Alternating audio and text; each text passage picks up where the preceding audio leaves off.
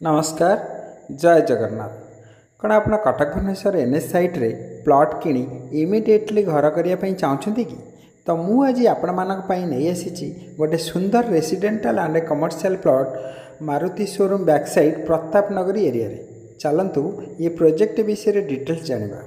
ये projector details कहले यार मौजा प्रताप नगरी, भाणापुर, उराली एवं जरीपड़ा एरिया टोटाल 4टा मौजा ने ये प्रोजेक्ट होती।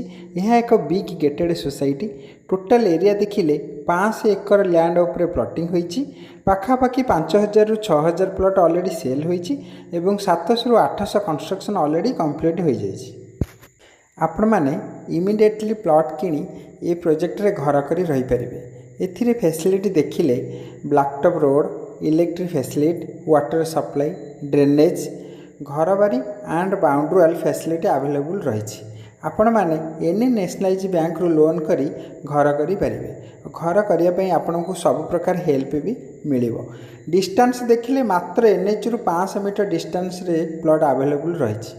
जेहेतु ये projector location CDA and CMC area रे आसुची से आम सीडीए अप्रूवाल करी देउछु।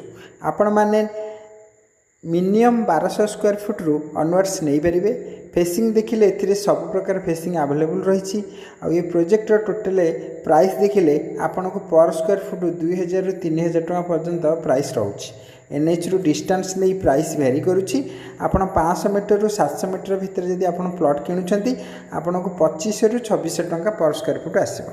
ये प्रोजेक्ट पाखरु सराउंडिंग डेवलप देखिले एजुकेशन फैसिलिटी, मेडिकल एवं मार्केट फैसिलिटी आपणकर रेलवे स्टेशन, बस स्टैंड सबू पाखापाखि 4 रु 5 किलोमीटर भितर अवेलेबल रोचे।